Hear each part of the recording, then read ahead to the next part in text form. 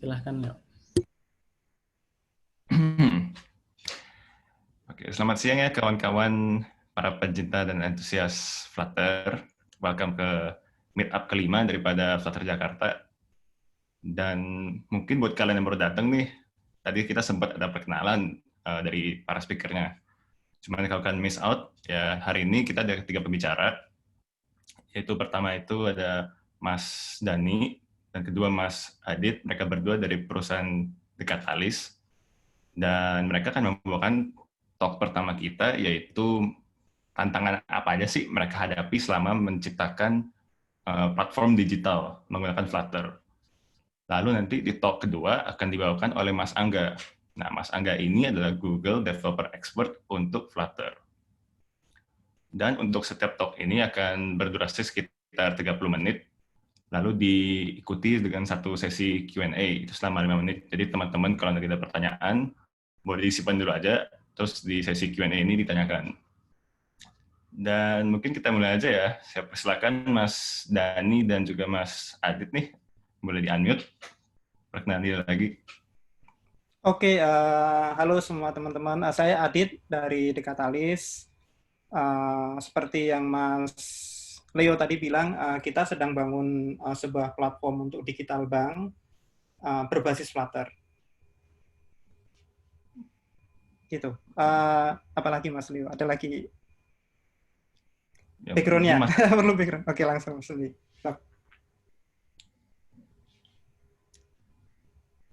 Mas Dani? Mas Dani, perkenalkan diri dulu. Mas. Ya, halo semuanya. Saya Dani, sama kayak Mas Adit. Saya sekarang sebagai software engineer di Decatalis. Saya baru join 1 bulan dan sejujurnya masih belajar, tapi pengen aja sharing yang saya hadapi selama 1 bulan ini. Luar biasa. Sebulan baru join, langsung bawa meet up nih. Ya deh, saya persilakan. Sekarang saya mute. Silakan dibawakan talknya Mas Adit dan Mas Dani. Good luck. Oke, siap. Terima kasih. Siap.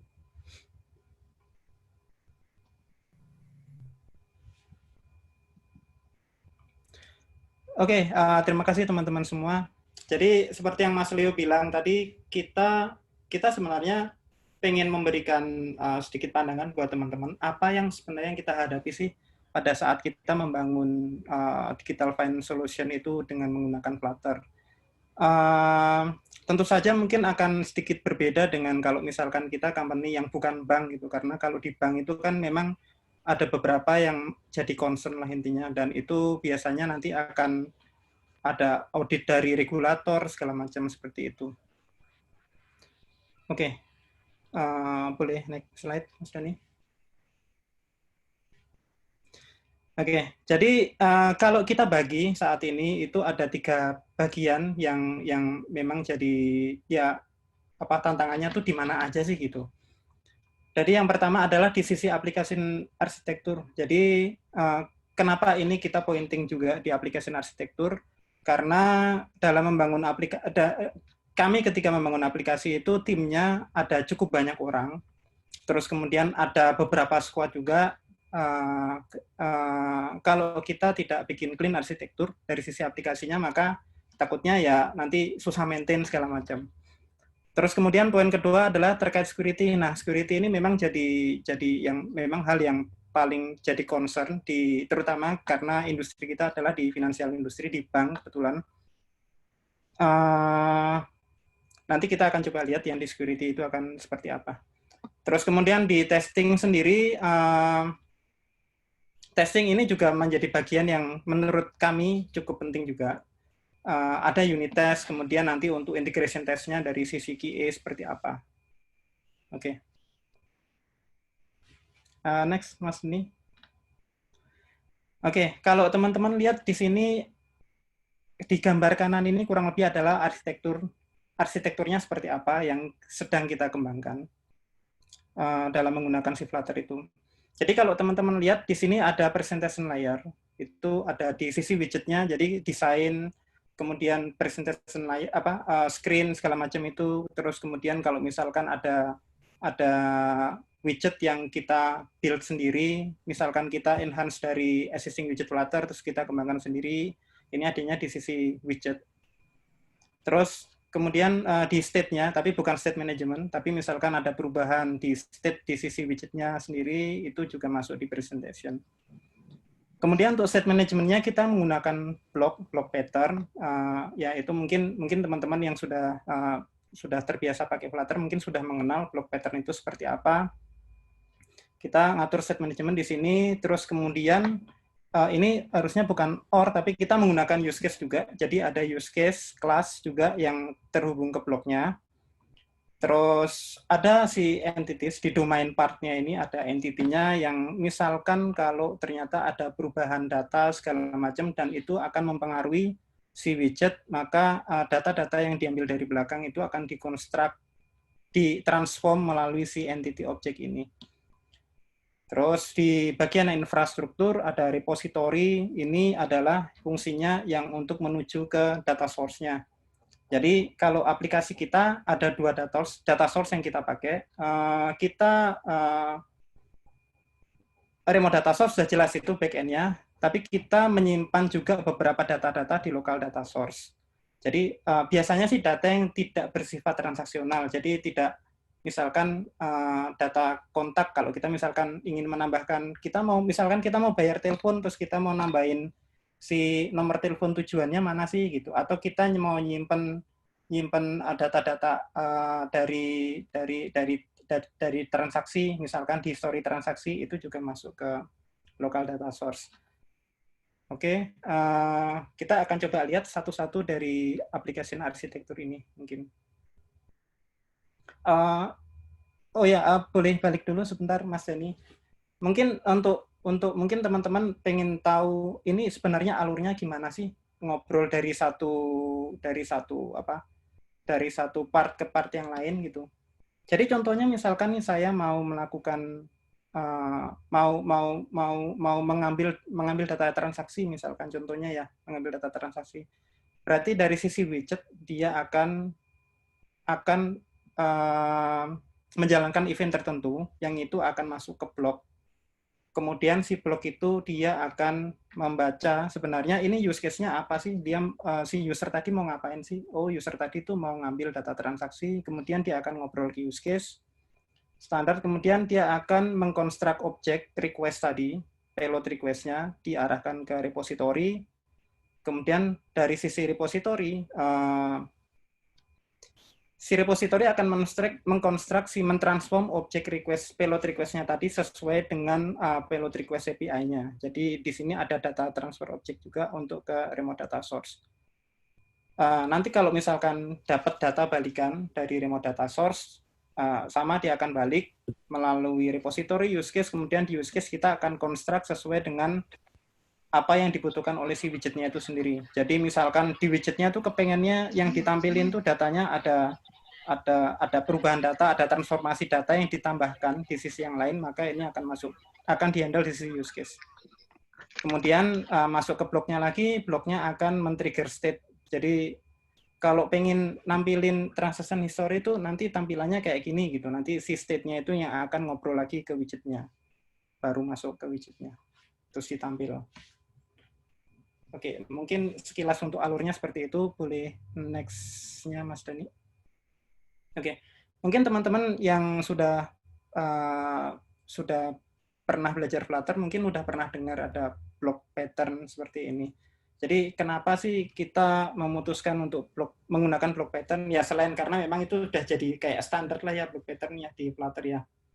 Tapi ada beberapa hal yang memang kita tidak bisa handle kalau misalkan kita cuman pakai set state di sisi screen-nya aja.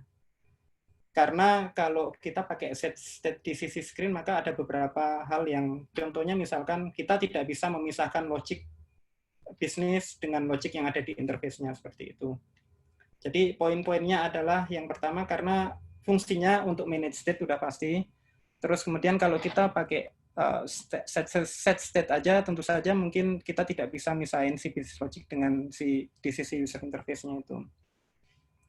Kemudian kalau kita pakai set state aja, itu kan sebenarnya dia akan mereload semua entire screen yang ada di situ, start dari parent-nya. Jadi ini juga kita perlu hindari juga. Yang poin ketiga. Selanjutnya di block pattern sendiri kan kita kenal ada beberapa tipe block pattern. Mungkin saya tidak akan menjelaskan detail di tentang block pattern-nya. Jadi mungkin ada beberapa tipe di blok yang mungkin kita bisa kenal. Ada block provider yang sebenarnya fungsinya adalah block provider sebenarnya adalah widget yang di dalamnya kita bisa mendaftarkan si blok di dalam si widgetnya itu sendiri. Terus kemudian ada block builder. Block builder ini tujuannya adalah misalkan ada state dari bloknya itu yang kembali lagi ke screen, maka block builder ini yang tujuannya adalah untuk mere-render si screen-nya itu. Kemudian ada block listener juga. Block listener ini sebenarnya fungsinya adalah untuk kalau misalkan biasanya sih seringnya digunakan untuk notifikasi atau misalkan kita redirect ke halaman lain. Itu biasanya digunakan untuk di block listener karena dia tipenya adalah once request. Jadi satu kali request dia akan manggil ke si block listener-nya itu. Terus ada juga block consumer. Block consumer ini juga kita lumayan banyak pakai karena rata-rata di penggunaannya pada saat kita memanggil data ke belakang, kemudian kita mere-render lagi halaman di depan itu, rata-rata adalah selain menampilkan mere-render halaman screen-nya, tapi kita juga menjalankan listener tertentu. Jadi misalkan kita melakukan transaksi dan sukses, maka halamannya render, kemudian akan munculin snack bar. Contohnya seperti itu. Berarti kita handle dengan menggunakan si block consumer itu untuk mere-render si halamannya. Karena block consumer ini sebenarnya kan ada gabungan dari block builder dengan block listener. Kita bisa handle block buildernya seperti apa dan listenernya apa di dalam si block consumernya itu. Boleh lanjut, Mas Dani? Nah, event bus. Kenapa kita perkenalkan ini juga? Karena seiring dengan berkembangnya aplikasi, itu akhirnya jadi banyak, bloknya jadi banyak, terus kemudian juga karena screen-nya banyak, bloknya banyak, use cases-nya banyak.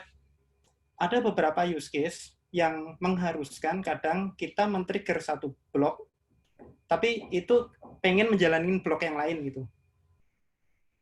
Jadi akhirnya kita construct namanya event bus. Sebenarnya kalau teman-teman lihat fungsinya adalah untuk mendaftarkan blok-blok yang akan diregister ke dalam satu kelas yang namanya event bus itu sendiri.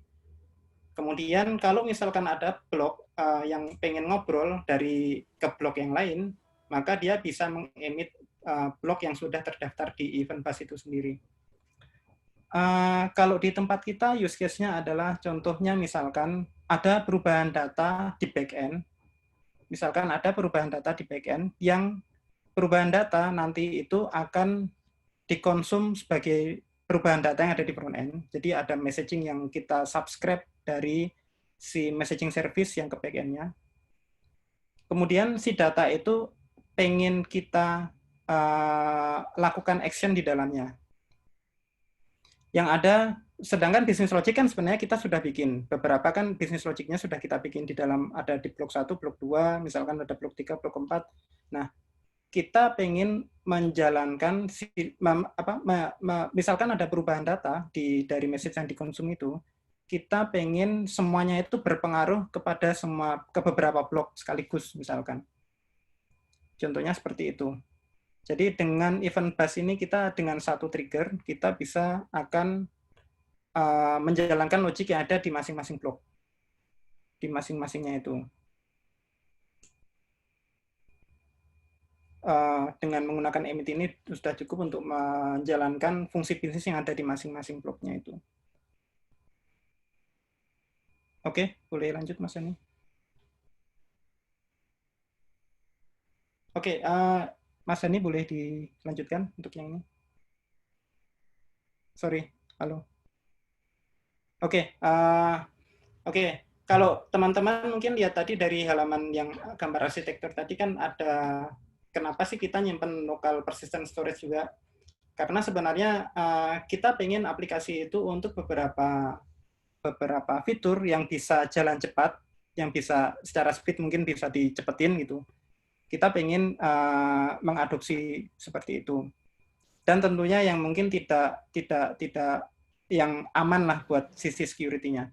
Contohnya misalkan ada use case kalau kita pengen nambahin kontak, terus kita mengambil data history transaksi misalkan, terus yang di dalamnya tidak ada kredensial, tidak ada segala macam, kita bisa simpan ada beberapa option untuk local persistent storage-nya itu. Nah, ada juga data yang perlu kita simpan yang terkait untuk yang security, itu di share preference, tapi tentunya harus di-encrypt dan harus secure.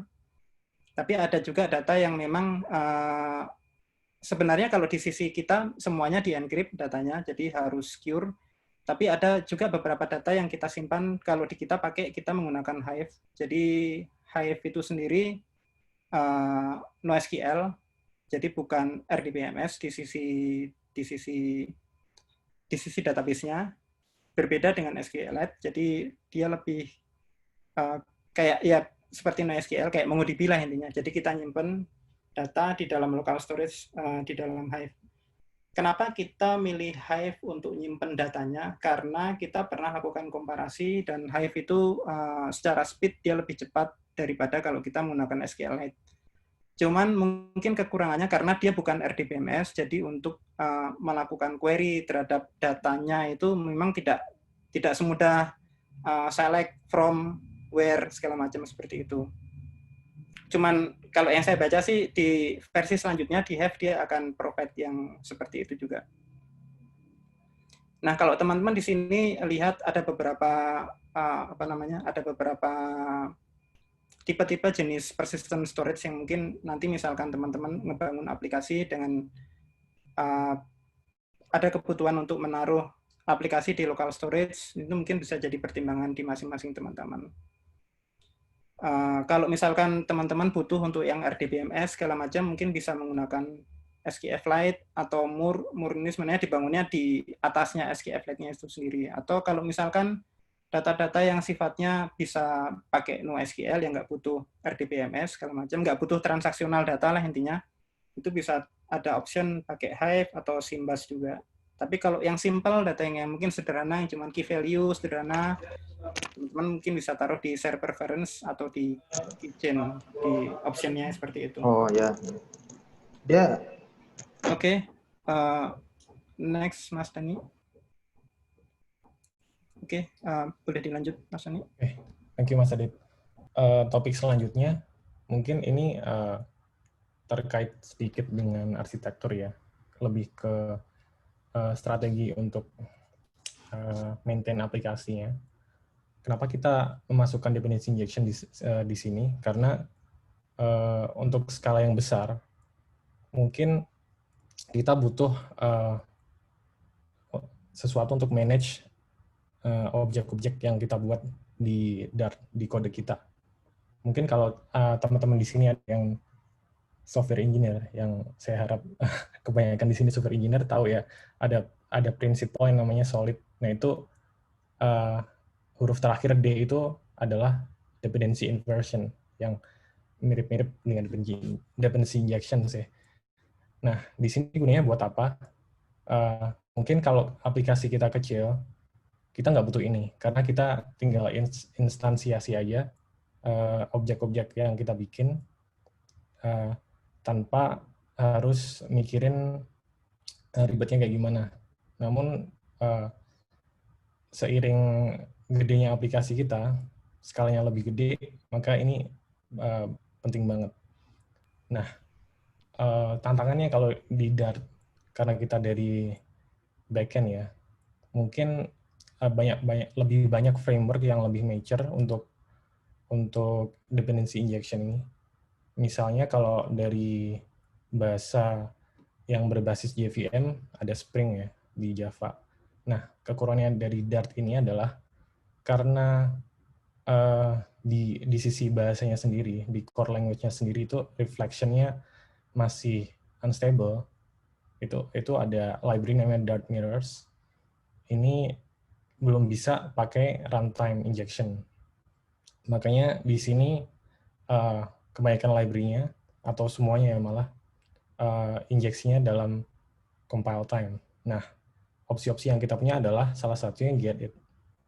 Getit ini adalah implementasi dari pattern service locator. Kalau udah ada yang familiar, udah lumayan lama di Flutter atau Dart. Nah, yang kedua, ini yang kita pakai sekarang. Kenapa kita pilih ini? Karena ini ada generatornya. Jadi, less boilerplate dan less verbose. Kita nggak perlu ngetik banyak-banyak. Dan ini sudah pakai anotasi. Sebenarnya ada 2 library yang datang, yaitu Kiwi-nya sendiri dan generator. Nah, generator ini enables kita untuk pakai annotation untuk kemudian di-generate. Nah, mungkin biar lebih jelas kalau masih ada waktu ya, saya pengen code walkthrough sih. Di code-nya langsung. Di sini kita pakai contoh yang sangat sederhana, misal kita punya kelas namanya getValue. Nah, di sini dia punya instance property yang namanya value generator, dan konstruktornya akan ngisi si value generator ini. Nah, value generator ini adalah interface atau abstract class kalau di Dart yang punya satu function namanya generate.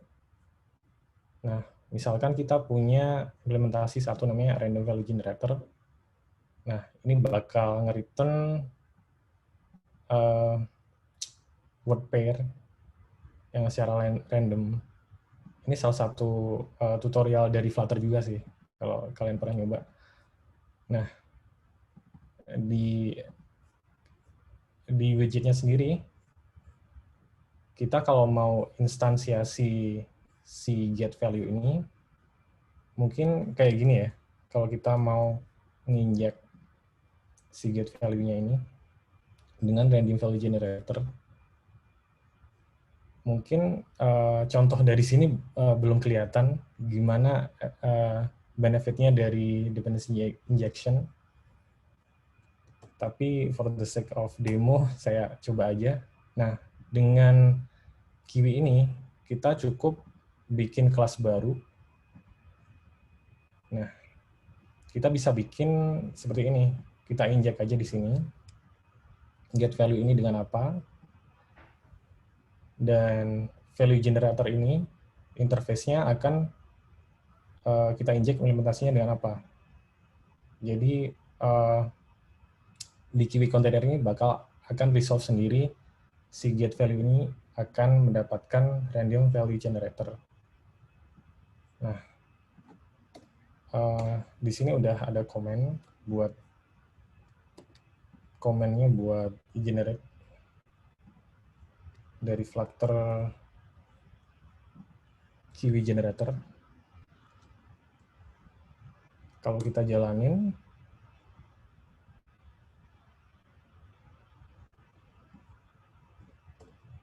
dia bakal generate secara default nama kelasnya .g.dart. Nah, di sini kita bisa lihat ini sama persis sama yang kita bikin di sini. Jadi instead of kita bikin kayak gini, boilerplate kayak gini, kita cukup bikin metode yang ada anotasi register. Nah, di sini kita ada 2 opsi sih. Yang pertama singleton, karena kita pengen si instance dari get value ini cuma ada satu di seluruh lifecycle aplikasi. Dan yang kedua factory, karena kita pengen si value generator ini akan di-instantiate setiap get value ini dipanggil. Oke.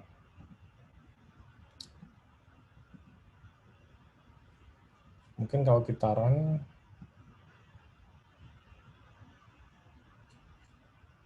sambil kita run. Nah, cara resolve-nya gimana? Di main class kita panggil code yang buat injektornya itu. Di sini setup, jadi kita jalanin dulu sebelum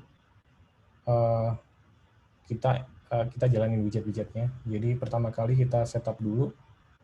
Nah terus ini aplikasinya simpel banget sih, cuman buat nunjukin. Nah kalau kita klik di sini, ini bakal generate web pair kayak gitu. Nah implementasinya gimana?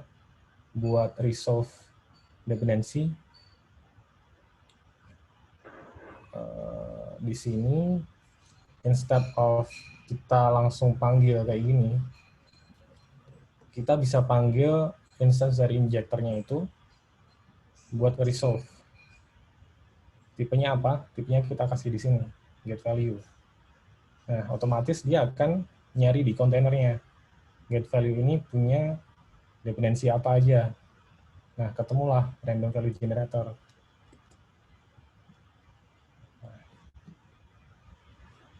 Seperti itu sih contoh minimalisnya dari Kiwi. Oke. Mungkin dependency injection itu aja. Selanjutnya, ini yang nggak kalah penting ketika kita bangun aplikasi, platform channel. Platform channel itu adalah tool yang dipakai untuk berkomunikasi dengan code di hostnya. Jadi kalau dilihat, Flutter kan supports 2 OS ya, Android dan iOS. Nah, kebanyakan nih masih belum ada library yang kita biasanya pakai di Android atau di iOS belum di port ke Flutter. Nah itu gimana? Kalau belum ada, kita cari di pubdev belum ada, nah kita bisa pakai platform channel ini. Ada 2 cara sih. Yang pertama method channel. Method channel ini primary case-nya sebenarnya buat manggil code yang ada di platform spesifik di iOS atau Android dari code di Flutter. Nah, sebenarnya bisa sebaliknya juga.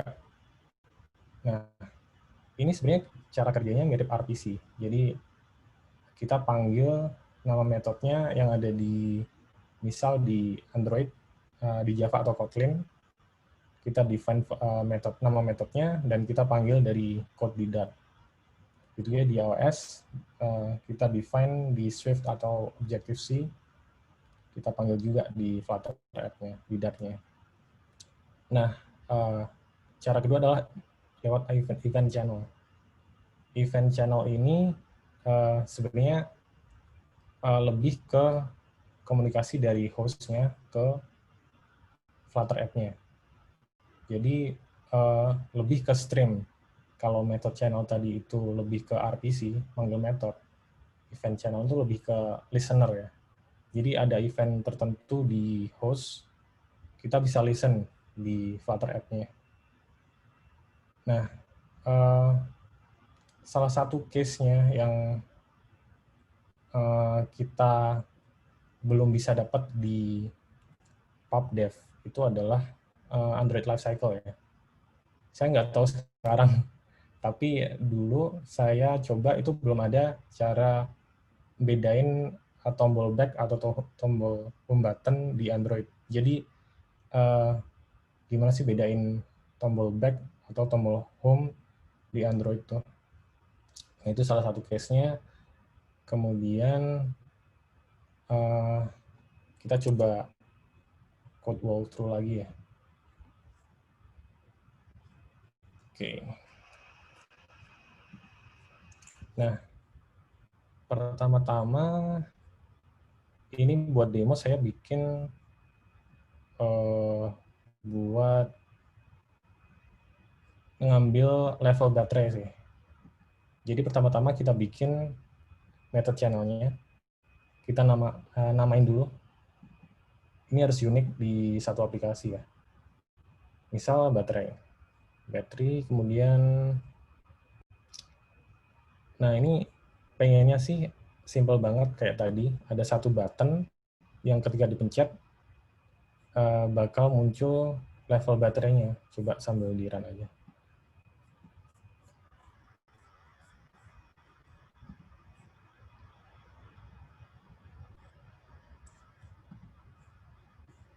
Nah, di sisi datanya kayak gini. Kemudian kita manggil nih battery level di sini. Di sini bakal kita invoke method yang ada di Android buat contohnya, yang namanya get battery level. Nah, contohnya kayak gini. Sedangkan di code di Java-nya sendiri kayak gini. Kita inisialisasi dulu di configure Flutter engine, new method channel, bla bla bla. Nah, di sini kita bisa dapat nih argumen yang dipassing dari Flutter itu apa. Di sini kita bisa dapat nama metode yang dipanggil. Kalau sama dengan get battery level, kita panggil nih metodenya get battery level. Nah, code-nya ini anggaplah sudah jalan ya. Itu bakal nge-return level baterai. Dan ini bakal ditangkap dan dibalikin ke teks yang ada di sini. Ya. Nah, ini mungkin beda case-nya dengan event channel ya. Kalau mungkin dengan event channel, kita bisa listen pergerakan dari baterainya. Kalau di sini kita ganti level baterainya, nggak ganti di sini karena cuma kita harus nge-trigger dari tombol ini. Mungkin kalau di event channel, kita bisa nge-listen nih. Kalau ada event pergantian level baterai, ini langsung update di sini. Kayak gitu sih. Nah, terus buat manggil balik gimana caranya? Kalau kita pengen manggil balik dari host ke Flutter-nya. Di sini contohnya ada buat nangkap lifecycle on pause. Nah, tadi yang saya bilang, di sini kita bisa detect kalau on pause itu si aplikasinya akan berakhir. Nah, ini bakal dieksekusi kalau kita neken back button nih. Saya hapus dulu ini.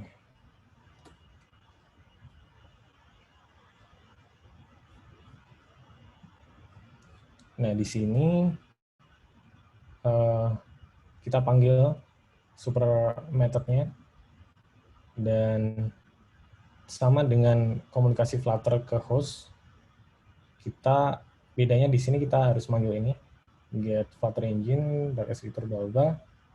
Nah, lifecycle channel ini kita define lagi nih, beda dengan tadi. Kalau tadi namanya battery, di sini namanya lifecycle. Jadi kayak ada namespace sendiri. Nah, kita juga harus define nih nama metode yang ada di Flutter. Nah, di sini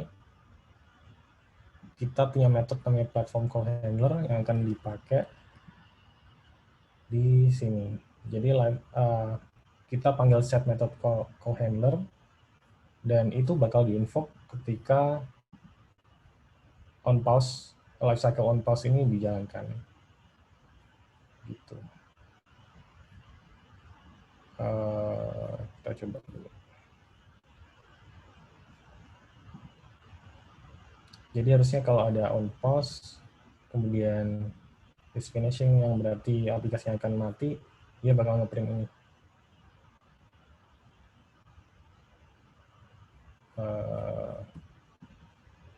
Exiting application. Oke. Nah, di sini ada nih exiting application.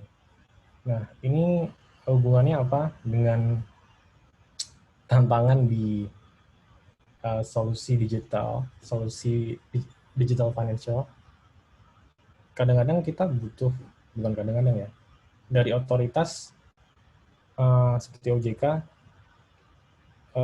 impose buat kita untuk ngambil analytics dari pengguna ya, misalnya seperti itu. Nah, kita pengen tahu nih ketika user exit aplikasi kapan aja dan sesinya berapa lama. Nah, itu kita bisa pakai ini untuk deteksi behavior dari user atau aktivitas dari user. Oke, mungkin itu saja di sisi arsitektur sampai platform channel. Kemudian bab kedua setelah arsitektur adalah application security. Ini nggak kalah penting, mungkin yang paling penting di aplikasi perbankan ya. Yang pertama, kita butuh code obfuscation.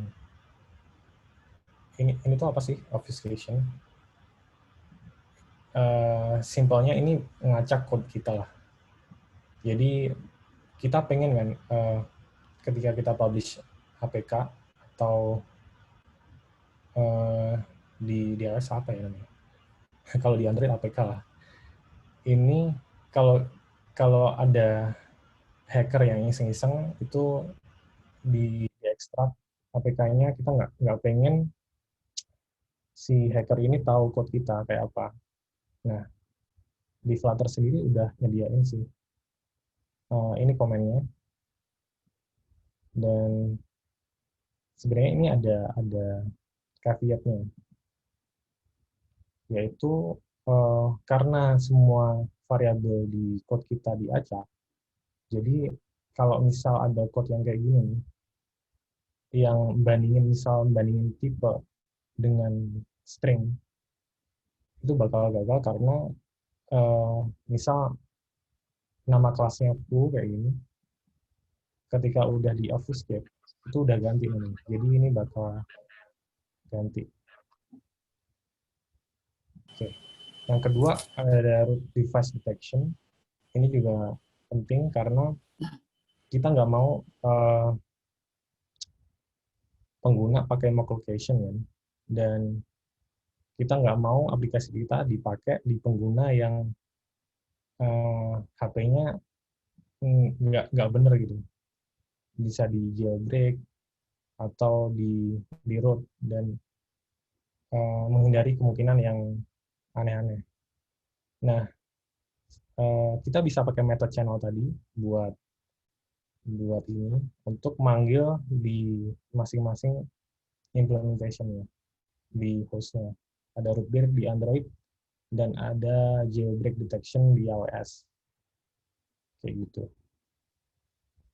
Kemudian bagian ini akan dijelaskan sama Mas Adit lagi. Oke, ini termasuk bagian yang mungkin salah satu yang penting juga, terutama di industri finansial, di perbankan. Kita kenal namanya ada non-repudiation. Jadi non-repudiation itu adalah memastikan bahwa kalau misalkan ada sebuah transaksi, transaksinya itu adalah valid yang berasal dari sumber yang benar. Jadi ada dua tipe. Yang pertama adalah repudiation of origin, dan yang kedua adalah repudiation of emission. Jadi yang repudiation of origin itu adalah memastikan bahwa transaksinya berasal dari sumber yang benar. Kalau untuk yang repudiation of emission itu adalah bahwa data yang ditransfer yang berasal dari si originnya ke si banknya itu adalah data yang benar. Ini kenapa perlu? Karena misalkan nih ada case di mana misalkan ada saya nih transfer nih ke Mas Dani misalkan. Saya transfer ke Mas Dani 10 juta gitu. Terus kemudian saya bilang ke banknya, saya nggak merasa pernah transfer kok gitu ke banknya. Nah, salah satunya untuk menjaga hal itu adalah kita dengan memasang si repudiation itu. Jadi flow-nya adalah kalau di aplikasi mobile, back-end atau mungkin dari identity management itu akan mengenerate satu buah token yang mungkin di dalamnya itu ada informasi terkait device ID dari si penggunanya, terus kemudian mungkin dikombine dengan atribut-atribut dari customer-nya yang lain, itu akan di-generate menjadi sebuah token, dan token itu akan dibalikan si customer dan harus disimpan oleh si customer itu di si mobile phone-nya. Jadi setiap kali ada transaksi, ada request melalui si mobile phone-nya, melalui Flutter-nya ke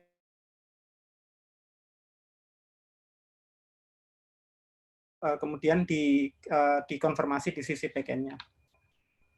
Itu untuk yang repudiation. Untuk yang non-repudiation.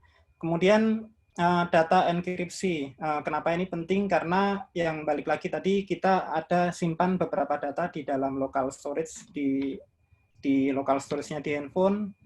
Kita pengen memastikan bahwa data itu yang simpan di local storage juga nggak bisa diambil sama orang lain, nggak bisa dilihat sama orang lain. Berarti data itu harus secure. Ya, ada beberapa teknik yang bisa dipakai. Mungkin kalau kita pakai MD5 doang mungkin nggak cukup aman, karena sekarang udah banyak rainbow table yang bisa dicocok-cocok ini MD5 yang mana, MD5-nya yang mana gitu. Jadi kita perlu hash juga datanya itu. Jadi selain di encrypt, selain misalkan kita pakai MD5, kita perlu juga untuk melakukan hashing lagi terhadap datanya itu yang di encrypt. Salah satunya mungkin dari menggunakan PBKDF2 ini. Jadi di atas datanya yang sudah terencrypt, kita bisa lakukan hashing lagi menggunakan salt yang ada. Oke. Nah, untuk yang security tadi, salah satu poinnya untuk yang perlu menjadi concern dalam membangun aplikasi untuk digital solution finance ini adalah untuk testingnya, karena kita juga pengen menjaga bahwa aplikasi yang kita bangun itu si developernya juga buat unit test itu. Jadi sudah memastikan bahwa fiturnya paling nggak di sisi user, di sisi si developernya itu sudah yakin bahwa oh yang dibikin tuh benar loh gitu. Berarti perlu unit test segala macam. Untuk testingnya, untuk yang debugging tools ya kita bisa, kalau misalkan teman-teman pakai Android Studio atau VS Code itu udah provide cara mendebugnya seperti apa. Kemudian unit test itu kita bisa lakukan tes di sisi screen-nya menggunakan uji test. Kemudian di sisi blognya juga ada library untuk melakukan blog test. Terus kalau tadi ada beberapa layer, ada use cases, ada repository, ya itu juga perlu dilakukan tes untuk masing-masingnya. Untuk yang integration test ini biasanya dilakukan oleh QA dari teman-teman quality assurance-nya. Yang kita pakai ada Flutter Diver udah pasti, karena itu menjalankan si integration test-nya, sistem integration test. Kemudian kita menggunakan juga untuk Gherkin, Flutter Gherkin itu, di mana nanti teman-teman dari quality assurance cukup bikin Gherkin language, nanti dia akan dibaca, kemudian akan menjalankan skenario sesuai dengan ada yang di Gherkin language-nya itu. Kalau mungkin teman-teman pernah melihat di Gherkin language kan ada ada skenario-nya akan seperti apa. Kemudian golden test ini dipakai juga untuk mengetes kepresisian dari aplikasi yang kita bangun. Jadi misalkan nanti geser sedikit gitu, misalkan oh pixelnya kurang geser sedikit, kita bisa menggunakan si golden test ini untuk melakukan testing.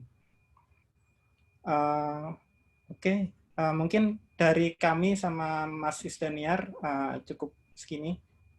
Terima kasih teman-teman semua. Thank you semua.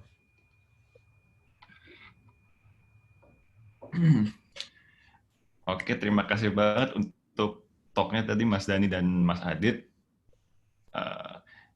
Itu luar biasa informatif sih Mas, ada enkripsi dan mungkin pattern-pattern lain yang jarang diajarkan ya pada umumnya. Dan sekarang kita mulai sesi Q&A-nya. Jadi untuk teman-teman yang tadi punya pertanyaan, sekarang boleh ditanya lagi. Dan kalau membuka mic, buka video juga silakan. Waktunya 5 menit ya.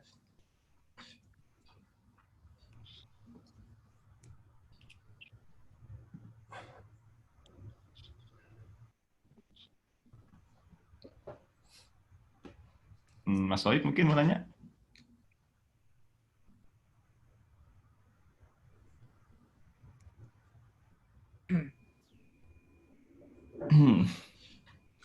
Oke, kalau Pertanyaannya ada di chat ya? Atau mungkin yang di chat ya. Tadi saya tulis di chat, tapi apa perlu kita itu juga di sini, Oh, udah Mas dijawab. Leo? Ya. boleh juga, boleh. Oke, tadi ada yang apa nih ya? Realm ya, Mas Sunlady ya. Mas Sunlady, apakah bisa juga menggunakan Realm untuk yang persistent storage ya, ini Mas Sunlady ya? Oke, kalau apakah bisa itu sebenarnya kalau kapan kita menentukan mesti menggunakan persistent storage jenis apa? Tadi kalau kita lihat ada yang sifatnya RDBMS yang bisa kita lakukan transaksional di dalamnya, contohnya pakai SQLite tadi, atau yang satunya, atau kita cukup menggunakan untuk yang NoSQL. Misalkan contohnya pakai Hive tadi misalkan, atau untuk yang paling yang simpel kita bisa menggunakan share preference tadi. Jadi kalau pertanyaan apakah kita bisa menggunakan Realm, jawabannya adalah bisa, tapi tergantung dari kebutuhan sebetulnya. Jadi kebutuhan akan data apa yang perlu kita simpan di dalam persistent storage-nya kita. Gitu Mas Anedi.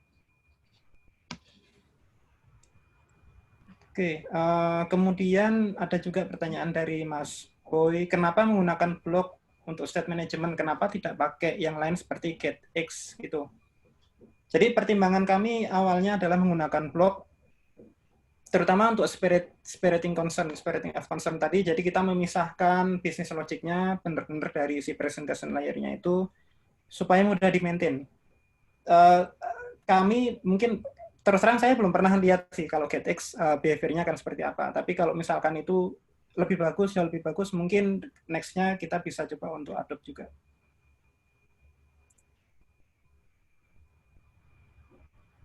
Tuh. Terus Mas Anedi juga nanya, kalau belajar Flutter, background-nya dari Java, apakah cukup mudah untuk belajar Dart? Ini Dart, lebih ke Dart ya. Kalau background-nya Java, apakah cukup mudah untuk belajar Dart? Saya terus terang background-nya Java. Mas Dani juga Java kalau nggak salah Mas Dani ya. Saya juga baru belajar mungkin baru 6 bulan. So far sih tidak ada kendala dalam pindah bahasa. Bukan pindah sih sebenarnya, karena ya konsepnya masih sama OOP gitu. Jadi tidak terlalu ada kesulitan untuk pindah bahasa. Paling ya ibarat kalau kita nyetir mobil nih, pegang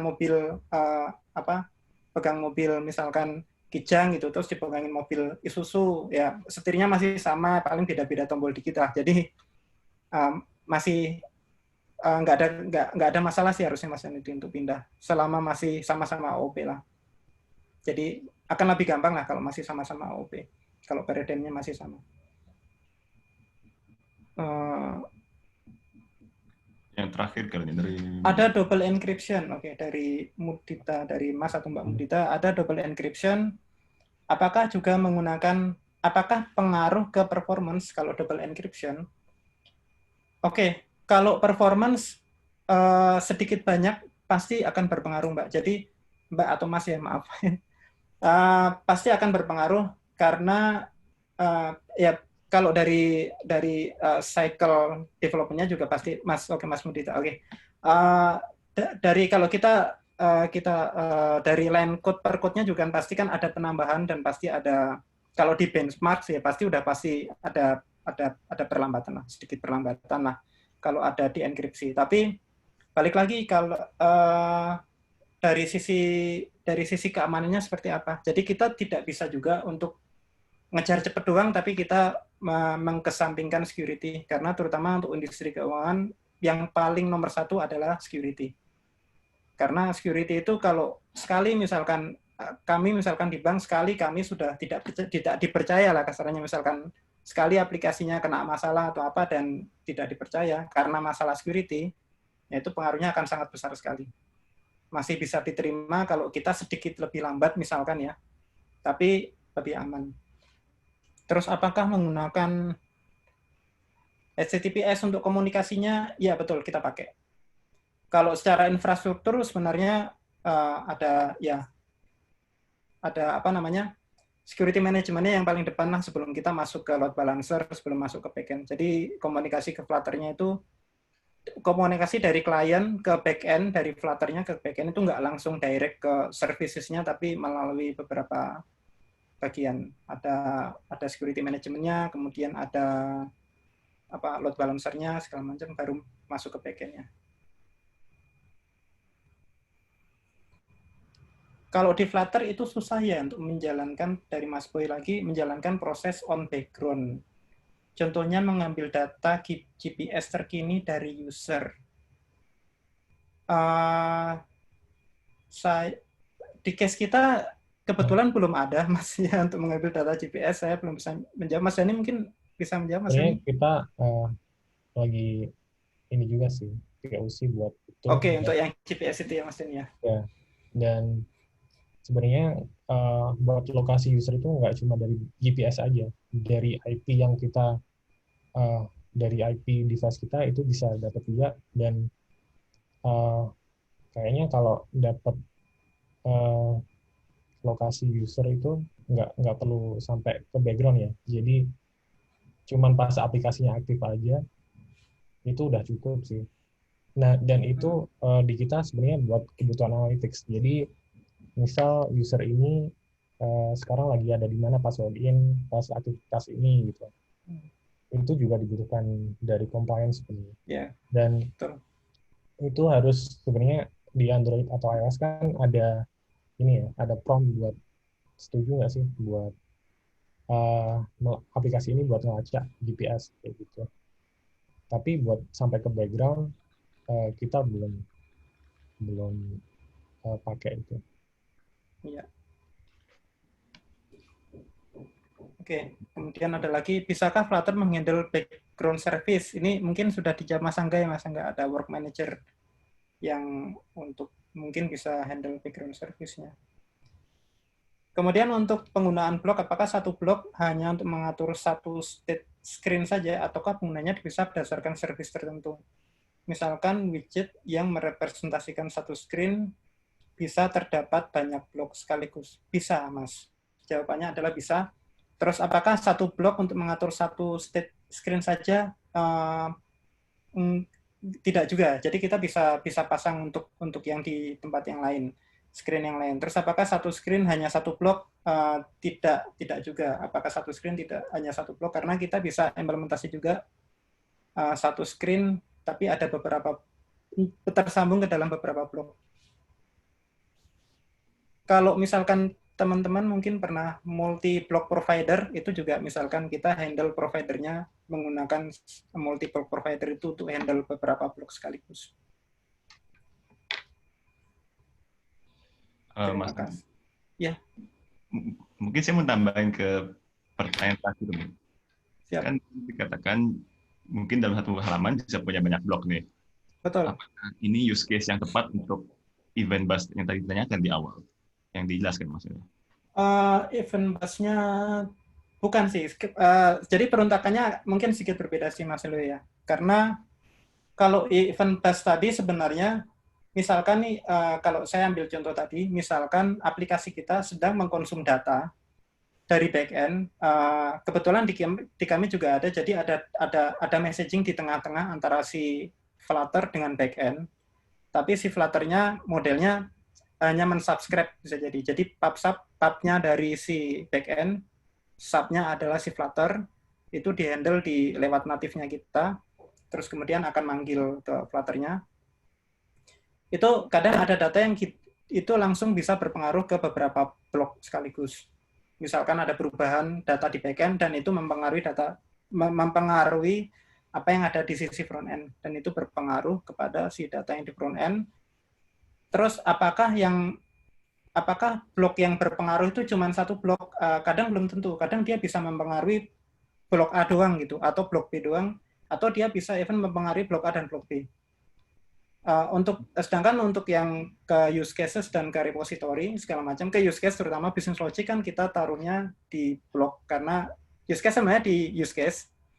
use case ada di use case, tapi yang men-trigger adalah di blog. Jadi kita tidak ada direct manggil dari si screen ke use case, tidak ada, tapi melalui blog. Berarti si event bus tadi fungsinya adalah untuk memanggil blok-bloknya itu tadi untuk menjalankan use case tertentu jadinya. I see. Oke, mungkin untuk pertanyaan terakhir lah ya dari Mas Rino atau Mbak Rino. Mas Rino, Dua pertanyaan terakhir lah ya. Ya.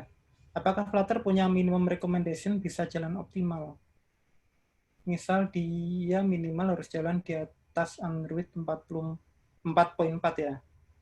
Saya terus terang belum tahu, belum bisa jawab pertanyaan Mas Rino untuk terkait spesifikasi apakah minimalnya itu harus yang berapa. Mungkin Mas Rino bisa coba melihat di spesifikasi untuk yang Flutter-nya apakah itu. Terus terang belum bisa menjawab untuk yang itu minimalnya. Oke. Untuk yang lain masih ada. Gimana Mas Rio? Mungkin untuk yang lain di akhir acara aja ya, biar kita lanjut ke talk. Siap, terima kasih. Ini Mas Toib punya pertanyaan, boleh dijawab sekali lagi Mas, Mas Adit? Oke, Mas, kalau di Flutter untuk asking permission DNS dan Android itu dibikin conditional atau gimana ya? Apakah ada conditional untuk cek device tersebut Android atau iOS? Mas Dani mungkin bisa bantu jawab, Mas Dani? Iya, di kita ada sih buat ngecek. Ya. Jadi pakai metode channel juga. Kita ngecek sebelumnya platform hostnya apa dulu, Android atau iOS. Jadi ada pengecekan kayak gitu. Iya. Ada code-nya ya berarti ya? Iya, bisa dibuat di metode channel tadi, Mas. Begitu saya tutup dulu ya sesi Q&A untuk yang talk pertama ini. Terima kasih banyak Mas Adit dan Mas Dani untuk waktunya untuk menjelaskan cara kerja aplikasi di perbankan ya. Mungkin nanti bisa dijawab sama, di sini ada Google Developer Expert ya. Iya. Oh, tapi Mas, kalau mau lanjutin pertanyaan tadi, silakan sih di grup chat, paling ya sambil talk berlangsung. Ya. Terima kasih.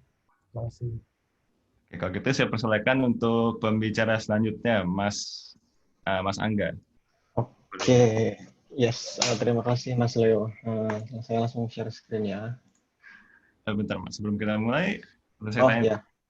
Boleh. Angga ini Google Developer Expert Flutter pertama ya di Indonesia? Di Indonesia pertama, iya. Di Asia baru dikit sih emang. Satu lagi itu di orang Vietnam. Di Asia. Oh, berarti baru 2 ya sebenarnya ya? 2 di Asia, masih dikit. Itu luar biasa banget sih. Oke Mas Angga, silahkan dimulai, saya nggak potong lagi. Oke, siap. Saya share screen dulu ya. Oke. Sudah kelihatan screen-nya. Oke, bismillahirrahmanirrahim. Assalamualaikum warahmatullahi wabarakatuh. Waalaikumsalam warahmatullahi wabarakatuh. Selamat siang semuanya. Semoga sehat-sehat semua di rumah, dimanapun kalian berada. Talk yang keren banget tadi dari Mas Adit sama Mas Dani membahas tentang Flutter di dunia perbankan gitu kan. Mungkin kita nggak kebayang lah. Saya sih pribadi nggak kebayang. Mungkin 2018 banyak banget orang yang skeptis sama Flutter, cuma sekarang udah mulai banyak nih aplikasi-aplikasi yang dulunya nggak, kayaknya mustahil gitu bisa dibilang lah kasarnya buat pakai Flutter, sekarang pakai Flutter gitu. Jadi amazing banget sih buat saya. Nah, jadi di Flutter Jakarta Meetup nomor 5 ini saya bakal menjelaskan tentang implementasi continuous integration di Flutter project yang udah saya buat. Nah, perkenalkan dulu sebelumnya, nama saya Angga Dwi Arifandi. Saya ini adalah seorang Google Developer Expert di bidang Flutter di Indonesia. Saya udah pakai Flutter sekitar dari tahun 2018. Waktu itu masih dikit banget yang pakai, masih belum versi 1.0 juga.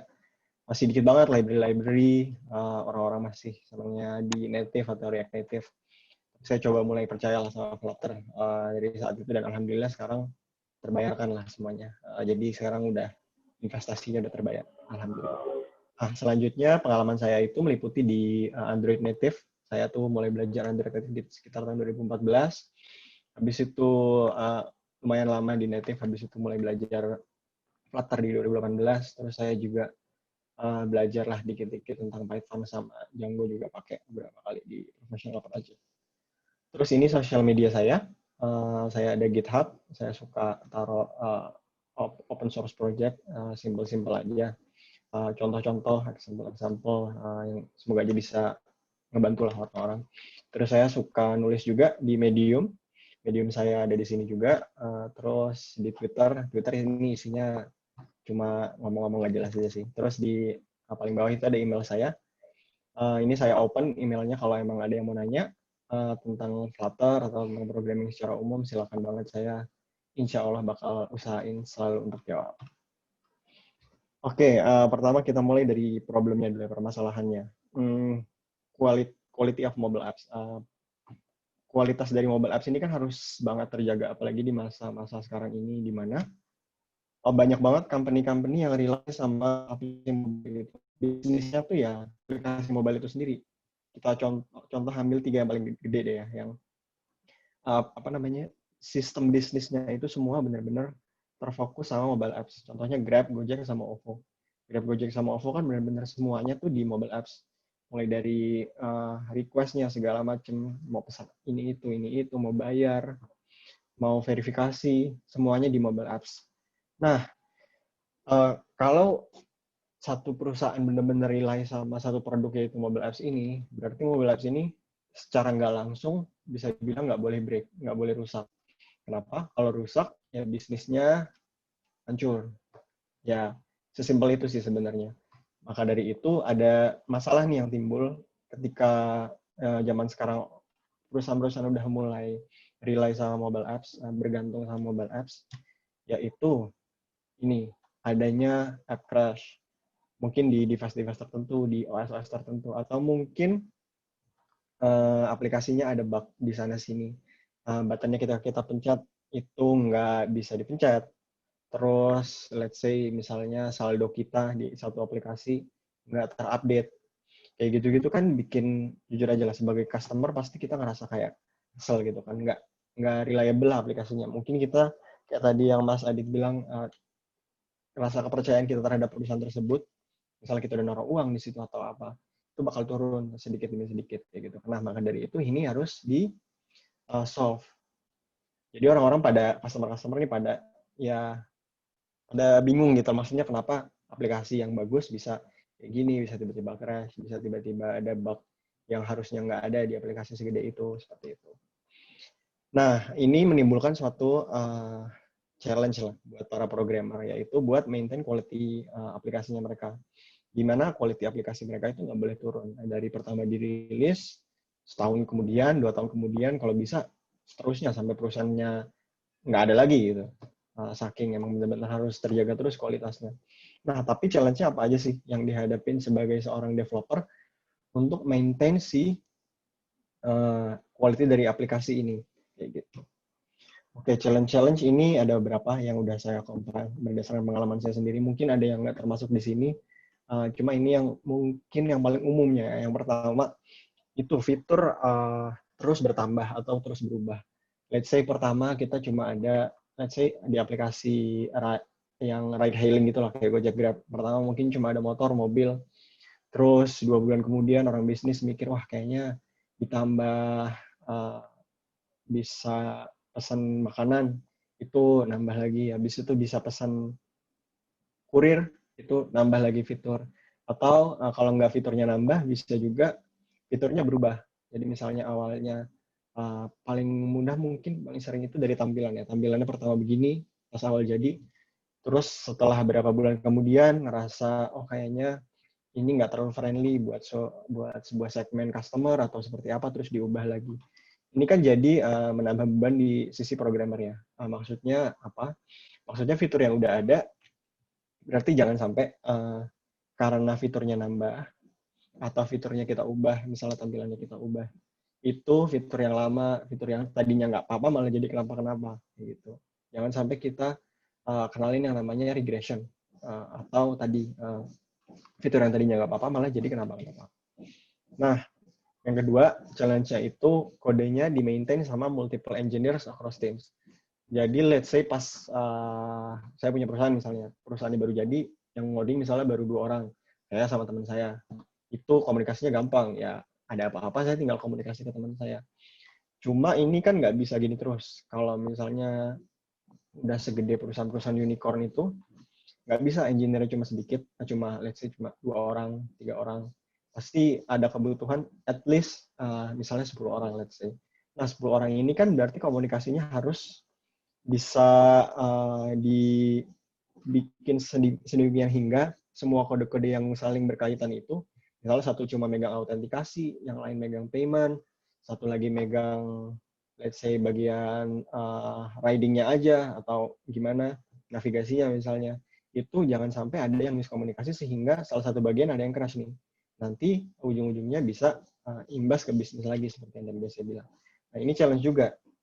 Jadi bisa aja misalnya saya ada komunikasi, ada fitur yang terkait sama engineer lain, cuma saya miskomunikasi, saya harusnya ngasih integer, tapi saya ngasihnya boolean misalnya. Terus karena ya saya mikirnya itu benar-benar aja, terus jadi break misalnya kayak gitu. Harusnya sih nggak kejadian kayak gitu, cuma permisalan aja. Terus yang ketiga, kita nggak bisa yang namanya ngetes aplikasi yang udah besar banget, seperti aplikasi yang ada di Play Store itu, tiap kali rilis. Jadi kita biasanya cuma, misalnya nih kita cuma nambahin satu, atau improvement satu fitur, misalnya payment-nya aja, itu cuma, let's say cuma 1/10 bagiannya aja dari fiturnya itu. Kita nggak mungkin ngetes satu aplikasi. Kenapa? Karena itu bakal makan banyak waktu banget, sangat-sangat nggak efisien. Let's say misalnya kita punya 50 banyak, 30 mungkin. 30 fitur di satu aplikasi. Kalau kita cuma ngubah satu fitur, nggak bakal worth it. Kita ngetes semuanya tiap kali rilis. Misalnya tiap 2 minggu, tes lagi, 2 minggu, tes lagi. Bisa jadi 2 minggunya itu habis buat testing doang. Nah, terus dari permasalahan-permasalahan yang tadi, itu solusinya apa sih yang yang udah dipikirin lah sama orang-orang di industri, sama orang-orang profesional. Kita coba otomasi proses-proses tersebut. Kenapa? Karena ya kita harus akui lah, namanya manusia itu gudangnya kesalahan kan.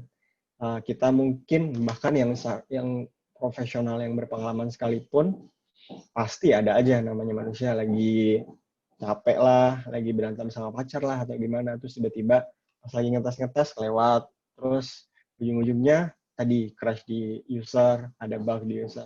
Jadi kita nggak mau. Maka dari itu kita cobain gantiin proses ini dengan komputer. Jadi bukan manusia lagi, bukan engineer lagi yang ngerjain, bukan tester lagi yang ngerjain. Cuma semuanya itu bakal diotomasi sama sebuah sistem. Nah, semenjak ini muncullah nih yang namanya continuous integration. Continuous integration ini sebenarnya udah umum banget sih di dunia software engineering. Mungkin biasanya dipasangin itu, ditandeminnya itu sama term continuous deployment juga. Jadi CI garis miring CD gitu kan. Nah, tapi yang bakal saya bahas di sini cuma continuous integration-nya aja karena keterbatasan waktu sebenarnya.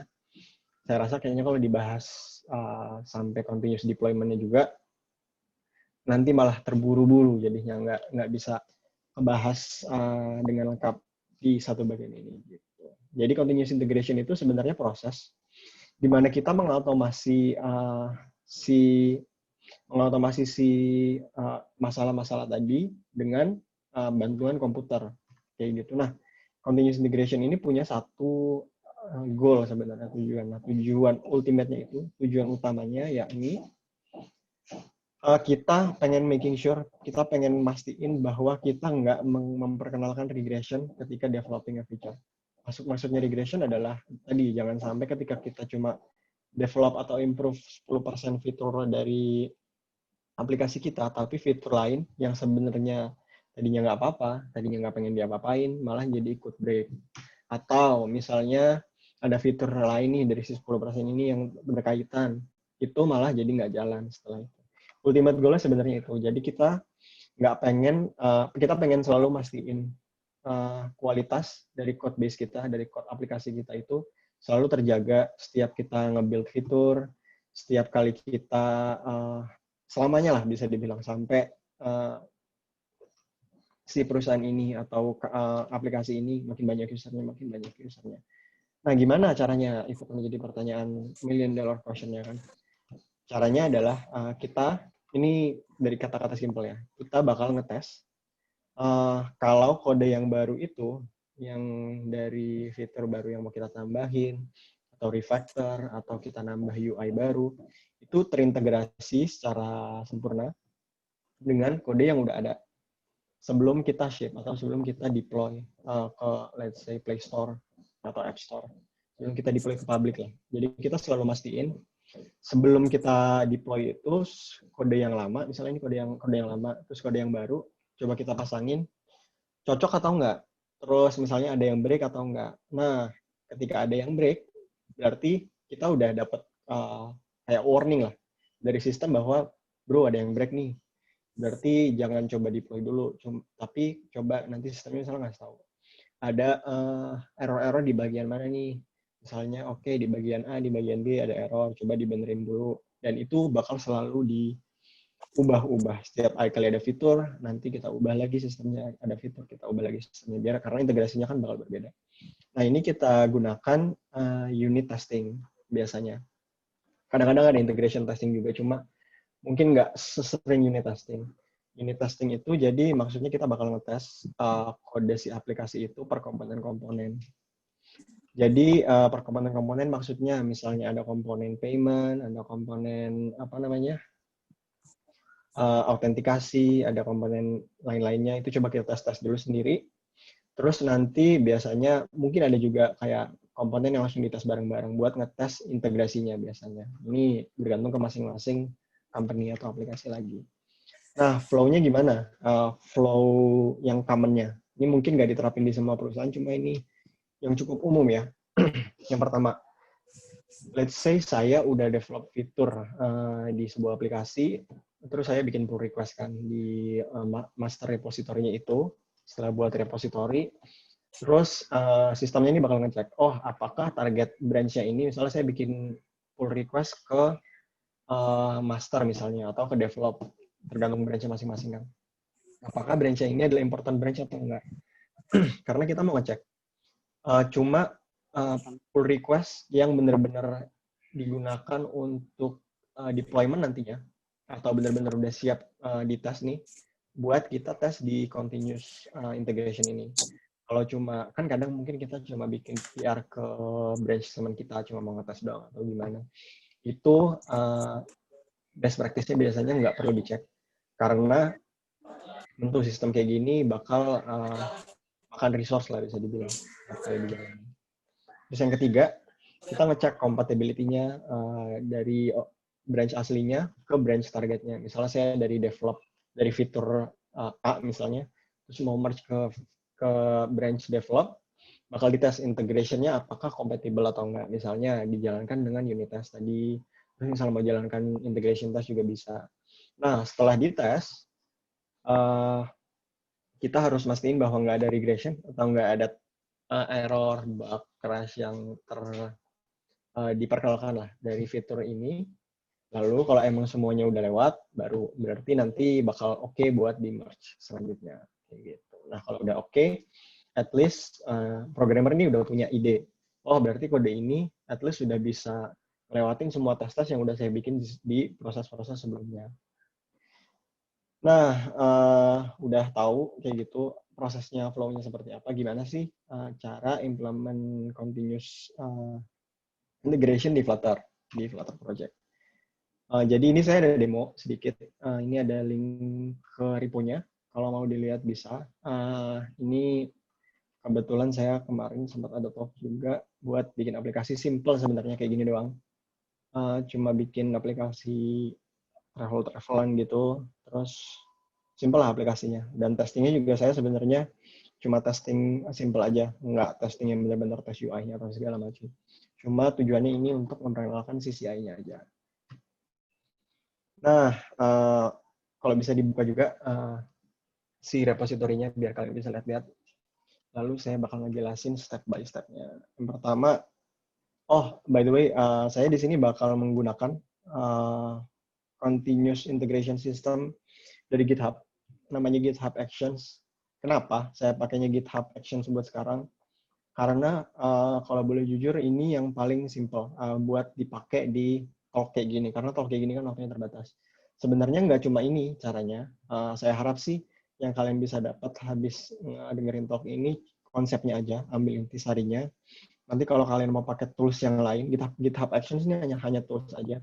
Kalau kalian mau pakai tools yang lain, let's say ada Jenkins, ada Travis, ada yang lain-lain juga, itu bisa di-copy lah intisari yang ada di repository ini buat implementasi menggunakan tools yang kalian nyaman. Oke, pertama buat ngejalanin si GitHub CI-nya ini, pertama kita buat di repositorinya, kita buat folder namanya .github, terus di .github kita buat folder lagi dalamnya namanya workflows, terus baru di workflows ini kita buat file namanya main.yml. Ini file YAML. Tujuannya ini bakal ngedefinisiin apa aja sih tahap-tahap yang mau kita pakai di continuous integration kita. Misalnya tahapnya ada ngetes apanya dulu, habis itu ngetes apanya dulu. Ini semua didefinisiin di file ini. Kayak gitu. Nah, terus buat Flutter ini, alhamdulillahnya udah ada library di GitHub Action. Jadi maksudnya library ini bakal install Flutter-nya di sistemnya si CI ini nanti. Kita udah bisa pilih Flutter versionnya berapa, channelnya mau channel apa, apakah beta, stable, master. Itu udah diurus semuanya sama si GitHub Action, si Flutter Action ini. Jadi saya pakai ini. Nah, flow-nya seperti apa? Kalau mau implementasi di Flutter Project ini, yang pertama, saya cuma mau jalanin sistem CI ini untuk PR-PR yang arahnya ke develop dan master. Selain itu, karena ini bakal makan waktu dan makan resource, jadi yang lain selain itu saya bakal abaikan lah, bisa dibilang. Jadi kalau ada PR ke branch selain dua ini, nggak bakal dijalanin CI-nya. Terus yang kedua, saya coba jalanin Flutter unit build dan unit test. Ini maksudnya Flutter build ya. Flutter build jadi maksudnya ngetes apakah aplikasinya ini beneran bisa di-build atau enggak. Kalau misalnya nggak bisa di-build, misalnya ada compile error, itu udah kesaring duluan, jadi nggak bakal dilanjutin ke tahap sebelumnya. Terus saya bakal jalanin juga unit test. Nanti unit test ini tujuannya biar bisa direpresentasikan dengan tes-tes yang bisa mastiin aplikasi kita itu bebas bug, bebas crash, dan segala macamnya. Terus kalau tahap 2-nya sukses, itu saya bakal lanjut ke Android Native Unit Test. Ini mungkin rada nggak gitu umum ya buat aplikasi Flutter. Untuk ngejalanin kode-kode di Android Native dan iOS Native-nya juga nanti ada. Cuma sepengalaman saya bakal ada waktunya terutama buat aplikasi-aplikasi yang penggunaannya cukup advance ya. Mungkin kayak banking tadi misalnya. Atau misalnya ada ngambil location dari HP-nya user.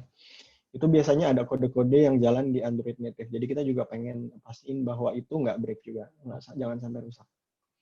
Terus, selain jalan nomor 3 tadi, kalau nomor 2 oke, kita bakal ngejalanin juga hal yang sama di iOS Native-nya. Jadi yang ketiga untuk Kotlin-nya, yang keempat untuk di Swift-nya. Kalau dari nomor 1 sampai 4 semuanya pas, semuanya oke, baru kita kasih sinyal bahwa oke nih, PR-nya oke, mungkin bisa selanjutnya entah di review atau langsung di merge ke sistemnya gitu. Oke, yang pertama ini masuk ke kodenya. Yang pertama kita cuma harus definisiin namanya di baris pertama, namanya mau apapun bebas. Kalau di sini saya namainnya Flutter CI. Ini tujuannya mungkin kalau nanti ada beberapa workflow, ada beberapa CI yang pengen dijalanin dalam satu repo, bisa dibedain namanya, kayak identifier-nya. Terus on, yang baris ketiga itu on, terus pull request, dan saya masukin branch-nya apa aja. Nah, ini sebenarnya bisa dilihat di dokumentasinya GitHub Actions. Seingat saya itu ada selain pull request, ada push juga. Jadi bisa juga kita tiap kali push, kita jalanin si GitHub Actions-nya, si CI-nya ini. Jadi kita bakal ngecek tiap kali nge-push, itu ada push kode dari repository lain, ada di lokal kita misalnya. Kita push ke master, atau dari PR, habis dari PR kan di-push juga tuh ke branch tersebut. Itu bakal dijalan juga CI-nya. Ini terserah kita, tergantung kebijakan aja di perusahaan masing-masing. Terus, yang pertama kita ngejalanin jobs-nya. Kita definisiin 3 job. Yang pertama itu unit test Flutter, yang kedua unit test Android, dan ketiga unit test iOS. Nah, kenapa unit test doang sekarang? Sebenarnya mungkin best practice-nya adalah ketika jalanin di develop, kita cuma perlu jalanin unit test. Cuma nanti kalau ke master atau misalnya ada branch staging, jadi pas sebelum rilis, itu kita bisa jalanin integration test. Integration test itu jadi tes yang benar-benar langsung jalan di aplikasinya. Atau mungkin kalau di web, jalan di Chrome. Atau kalau di iOS, jalan di iOS, seperti itu. Jadi saya bakal bahas dari 3 job ini, satu-satu. Yang pertama itu run Flutter unit test. Nah, run Flutter unit test ini, sama seperti tadi. Ini format untuk ngejalanin jobnya ya di GitHub Action. Yang pertama itu kita bisa definisiin name-nya, namanya apa. Nanti bakal muncul di halaman GitHub-nya. Habis ini saya bakal kasih unjuk. Habis itu runs on. Runs on itu maksudnya adalah kita ngasih tahu sistem kita ini mau jalan di operating system apa. Pilihannya itu ada Linux. Linux contohnya saya pakai Ubuntu. Terus ada Windows juga seingat saya. Terus ada macOS juga. Cuma ada limitasi-limitasinya, nanti saya bakal jelasin di slide selanjutnya. Nah, terakhir, kita bakal ngejalanin di line 1, 2, 3, 4 ini, kita bakal ngejalanin step-stepsnya, definisiin step-stepsnya apa aja nih yang diperlukan untuk job unit test Flutter ini. Nah, yang pertama itu biasanya sih, yang pertama ini selalu sama. Kita action/checkout, maksudnya kita check out repository kita. Misalnya repository yang tempat ini jalan ini, nanti saya bakal tunjukin juga. Jadi foldernya itu di check out, kita ambil ke si PC Ubuntu ini, terus selanjutnya kita setup Java, dan setup Flutter-nya dengan spesifikasi yang bisa didefinisiin masing-masing, tergantung versinya yang kalian pakai di lokal apa, biasanya disamain aja. Karena kalau versinya beda, bisa jadi di lokal jalan, di CI nanti nggak jalan. Terus selanjutnya buat Flutter ini cukup simpel. Saya cuma perlu ngejalanin Flutter pub-get dan Flutter test. Ini 2 step ini menurut saya udah cukup mastiin bahwa unit test dijalanin dan Flutter build-nya itu nggak error. Karena kalau misalnya ada compile error atau segala macam, ini bakal fail duluan. Gitu. Nah, lanjut ke Android unit test. Ini agak banyak. Yang pertama, name biasa, runs on juga masih sama, cuma ini ada yang beda. Ada, yaitu sintaksnya needs.2. Nah, needs.2 ini, dia bakal nyari job lain, selain jobnya dia nih, yang digunakan sebagai referensi. Jadi dia bakal cuma dijalanin kalau job lain itu sukses. Let's say Flutter testnya itu gagal, jadi ini nggak bakal dijalanin sama sekali. Kenapa? Tujuannya buat menghemat waktu. Jadi kalau misalnya Flutter testnya aja udah gagal, ngapain kita ngejalanin Android atau iOS-nya juga, kayak gitu. Terus di step pertama dan step 2 masih kurang lebih sama. Kita check out, yaitu ambil reponya, taruh di sistem CI-nya ini. Habis itu kita setup Java-nya. Ini bisa dikopas sama persis. Habis itu kita setup Flutter juga. Nah, ini yang perlu jadi perhatian. Jadi untuk bisa ngejalanin si unit test-nya Android native di CI ini, kita perlu komen Gradle-W. Nah, Gradle-W ini perlu file yang namanya local.properties. Cuma kalau kalian tahu, local.properties itu di Flutter dimasukin git ignore. Kalau kalian bikin Flutter create, itu nggak bakal masuk local properties-nya. Nah, maka dari itu, kita harus ngejalanin Flutter pub-get. Flutter pub-get itu nanti bakal otomatis nge-generate file local properties-nya itu ke dalam folder Android. Maka dari itu kita udah bisa nge-eksekusiin komen-komen yang ada di Gradle setelah itu dijalani. Nah, yang pertama saya bikin ini, lanjut ke line yang make Gradle executable. itu sebenarnya cuma ngasih permission, kasih AI-nya buat ngejalanin Gradle aja. Lalu selanjutnya kita jalanin build, bash Gradle build. Itu maksudnya mastiin bahwa build-nya di Java-nya nih atau Kotlin-nya sukses atau enggak. Kalau ini gagal, berarti bakal berhenti di situ, terus ngasih pesan bahwa sorry si AI-nya gagal. Berarti ada error di suatu tempat. Gitu. Nah, yang terakhir baru kita jalanin Gradle test. Itu buat ngejalanin semua unit test yang ada di foldernya si Android. Dan enaknya ini kalian udah cuma perlu tahu komen Gradle-nya ini aja, nggak perlu set kayak foldernya harus yang di testing yang mana, atau mau jalanin tes yang apa. Semuanya udah diurusin sama Gradle. Itu enak banget menurut saya. Selanjutnya, iOS unit test. Ini lebih lumayan ini lagi ya, kompleks lagi dibanding si Android. Jadi, pertama itu kita harus ngasih tahu skemanya. Jadi kalau di iOS project itu kalian punya skema. Biasanya namanya runner, tapi mungkin kalian bisa ubah nama skemanya kayak gitu. Terus kita taruh nama device-nya. Ini bisa apapun. Misalnya kalian biasa ngetes pakai iPhone 6 atau iPhone 8 Plus, kalian bisa tulis di sini. Terus derive data path yang baris ke-6. Ini itu maksudnya kayak folder build-nya. Setelah misalnya aplikasi iOS-nya berhasil dijalanin, nanti dia bakal ngebuat file misalnya namanya IPA. Nah, file IPA-nya itu ditaruh di folder yang apa. Ini nanti kita bakal definisiin juga. Gitu. Terus mungkin yang perlu di-highlight di sini itu kita harus jalanin Flutter build iOS.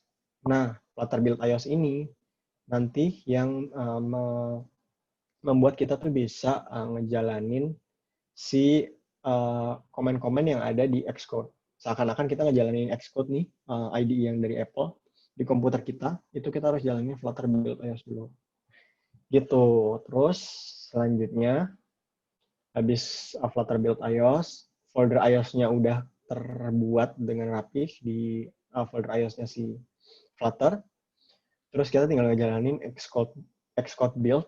Itu sebenarnya nge-build biasa. Kita coba build aplikasinya si iOS ini apakah jalan atau enggak, apakah ada error di kode Swift-nya atau Objective-C-nya.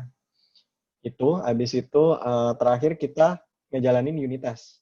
Nah, ngejalanin unit test ini mungkin ada yang naruh unit test di sisi iOS native-nya, mungkin ada yang enggak. Ini menurut saya sih opsional. Kalau kalian cuma pengen pastiin bahwa kode iOS native-nya ini jalan, itu bisa juga. Nggak apa-apa.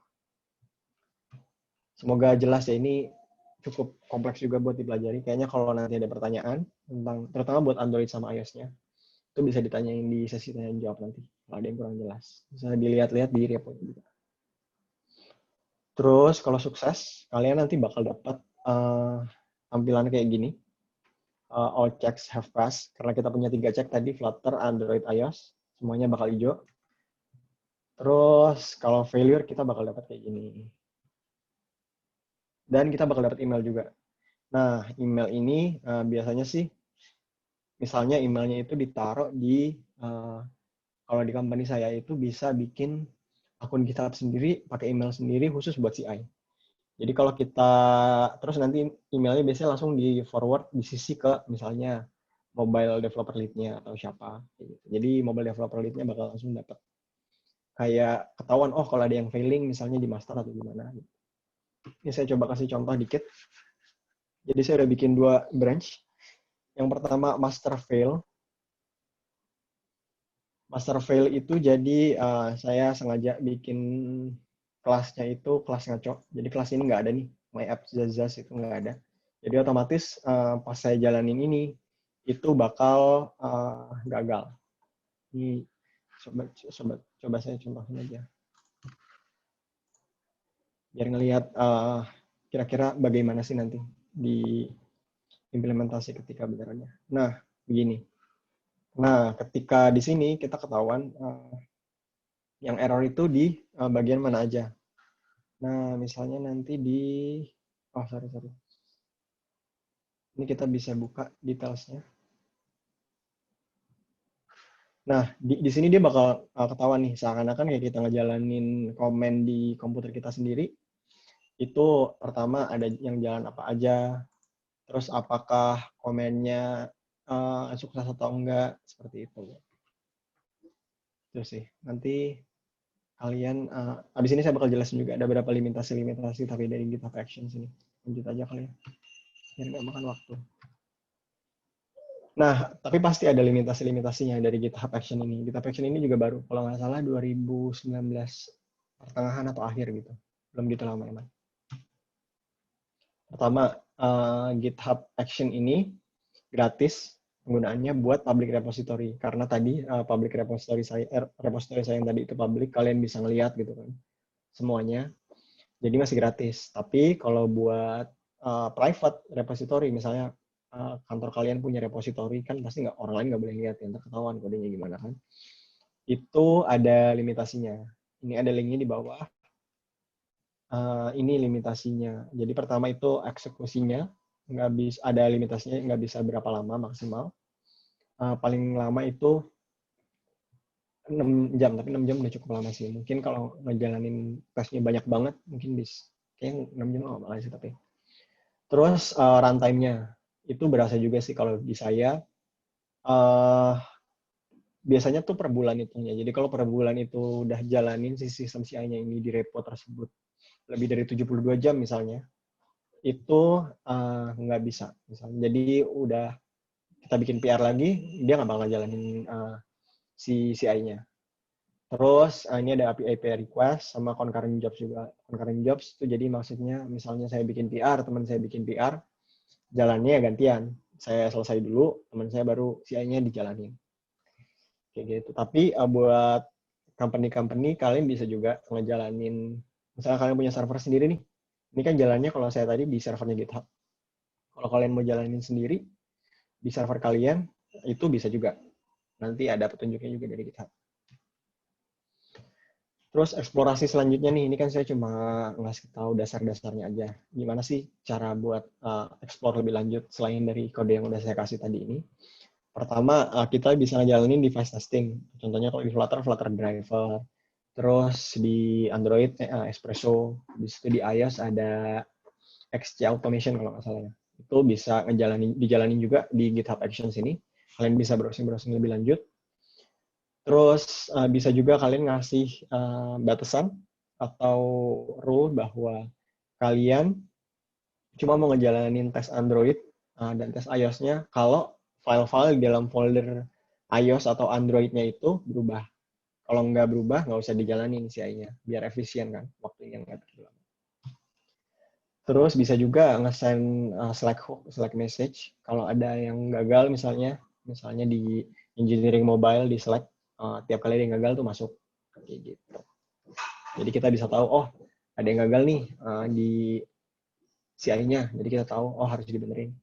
Terus selanjutnya, ini mungkin topik lain ya, yaitu continuous deployment. Continuous deployment tuh maksudnya, jadi kalian bisa mastiin kalau misalnya bikin pull request ke branch master, itu kalau memang semuanya jalan, testingnya jalan, build-nya jalan, kalian bisa tinggal jalanin CI ini buat langsung ke upload ke Play Store atau App Store. Jadi udah nggak ada intervensi manusia lagi sama sekali. Benar-benar kalian tinggal merge pull request ke master, terus semuanya udah terupload. Gitu. Gitu aja, terima kasih dari saya. Ini slide ini ada di website ini. Nanti saya copy di chat juga. Tapi nggak ada HTTPS ya. Cuma ada HTTP aja. Sekian, terima kasih. Jadi ke sesi tanya jawab kali ya. Mantap Mas. Oke, kawan-kawan, barusan kita udah belajar nih cara nge-setup CI ya dengan GitHub Actions. Kalau punya pertanyaan, langsung aja nih. Ada beberapa nih Mas Angga. Oke. Mulai dari Mas Daniel juga ya. Bisa nggak tuh diakalin tesnya di CI dibagi dalam beberapa file YAML? Mempercepat untuk pemrosesan. Oke. Nah, untuk Mas Dana, terima kasih pertanyaannya. Untuk memecah berapa tes di CI, sebenarnya bisa. Cuma pengalaman saya nih ya, saya kan pernah pakai juga di private repo buat di company saya. Dan kebetulan saya nggak pakai yang berbayar, pakai yang gratisan tuh yang pakai limitasi tadi. Biasanya dia processing power-nya itu dikasihnya dikit sebenarnya sama GitHub. Ada pelit juga, cuma ya emang komputer itu soalnya kan ya. Harus ada listrik, ada segala macam. Jadi menurut saya sebenarnya nggak gitu efektif kalau kita pisahin berapa tes CI ke dalam berapa file YAML. Karena apalagi kalau versinya nggak bayar ya di GitHub Actions ini, karena kalau komputernya emang di servernya CI ini nggak kuat, nanti ya di eksekusinya bakal lama-lama juga sama. Gitu pengalaman saya. Gitu. Tapi mungkin kalau emang Mas ada kebutuhan ini, terus bisa akomodasi buat server sendiri nih, server di misalnya bikin di AWS atau GCP atau AliCloud misalnya, bikin VPS sendiri, terus mau pakai buat GitHub CI ini bisa. Itu mungkin bisa diakalin tuh dengan kayak gitu, karena misalnya ya udah naikin aja, prosesornya gedein, RAM-nya gedein, kayak gitu jadi cepat. Gitu. Oke, lanjut ya. Yang kedua, Mas Randi Dwi Nandra. Makasih pertanyaannya, Mas. Bisa automate integration test pakai Flutter driver di CI? Kalau bisa pakai vendor CI apa ya? GitHub Action bisakah? Tadi saya habis cari-cari juga ini. Di GitHub Actions itu ada namanya, ini saya jalaninnya di Android ya. Mungkin harus perlu dites juga di iOS-nya nanti. Jadi dia bisa ngejalanin si Android emulator di servernya GitHub Actions ini.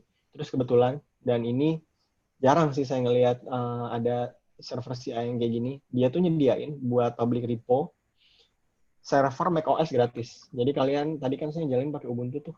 Kalau kalian ngelihat mungkin di file iOS runner-nya, run unitasnya itu dia pakai macOS. Biasanya itu jarang banget. Dulu saya pernah pakai GitLab runner yang gratisan, itu buat jalanin iOS nggak ada sih sebenarnya. Ya cuma jalanin kebanyakan di Linux aja. Nah, tapi ini buat ngejalanin di macOS itu udah ada. Dan kelebihannya apa? Mungkin yang pakai macOS tahu ya. Yang pakai macOS itu efisiensi buat ngejalanin emulator dari prosesor Intelnya si MacBook ini itu udah efisien banget. Jadi, let's say kalau di Windows itu nyalain emulatornya mungkin ya di sebagian komputer ada lama. Kalau di macOS itu cepat, udah jauh lebih efisien. Nah, biasanya ini bisa jadi opsi. Kalau menurut saya sih jadi opsi. Jadi jalanin CI-nya di macOS, jalanin si Android emulator runner ini, terus nanti Flutter driver kan bakal nyari ya kalau ada emulator. Oh, terus by the way ini emulatornya headless ya. Maksudnya headless itu kalau kita jalanin di PC kan ada kelihatan ya emulatornya kayak HP jalan di PC. Nah, kalau headless ini dia cuma ngejalanin ada emulatornya, cuma kita nggak dapat tampilannya sama sekali. Nah, ini nanti biasanya bisa diakalin dengan yang namanya logs. Jadi kita ketahuan nih tiap kali ada action yang misalnya mencet tombol, masukin input atau segala macam, itu bisa di log mesinnya. Mas Dana lagi pertanyaan. Apakah Mas pernah coba CI Flutter untuk web? Jujur belum pernah. Belum pernah coba CI Flutter untuk web. Tapi harusnya sih setahu saya Chrome itu bisa jalan headless juga. Jadi Chrome itu bisa jalan misalnya di servernya di luar negeri, kita cuma punya akses di GitHub ini. Kita bisa jalanin Chrome pakai Flutter driver tadi misalnya. Jadi ya harusnya sih bisa. Secara teori harus bisa. Nggak ada limitasi. Mungkin internet saya mungkin kita balik ke pertanyaan yang awal. Halo, keputus ya? Ya, putus sedikit tadi. Halo? Tes. Masuk, Mas Leo sekarang. Jadi kan, tadi kan si Mas Boy ini ada pertanyaan di sesi sebelumnya ini belum terjawab. Jadi Mas Boy nanya, dia pakai Firebase push notifications. Tapi kalau aplikasi terbuka, notifikasi masuk. Cuman kalau ditutup, udah nggak masuk tuh. Mungkin Mas Angga bisa sharing kenapa tuh masalahnya? Oke. Ini saya udah implementasi juga, dan jujur emang pas implementasi cukup ini juga sih, PR lah ngulik-nguliknya. Karena emang kayaknya resource-nya nggak banyak. Jadi sebenarnya kita itu bisa kalau di Firebase notification itu kita bisa, terutama di Android ya, kita bisa ngeganti file mainActivity.java, terus kita bisa ngeganti file application.java-nya juga atau Kotlin, tergantung kita pakainya yang mana. Itu buat kayak ngejalanin si Firebase-nya ini di background. Itu ada kayak ada sintaks lagi yang harus kita tambahin. Kebetulan saya nggak, ya. Saya coba buka dulu. Waktu itu seingat saya tuh saya coba cari di isunya repositorinya si Firebase notification si Flutter, dari Flutter. Aduh, ini oke, jalan. Kalau buka maaf teman-teman.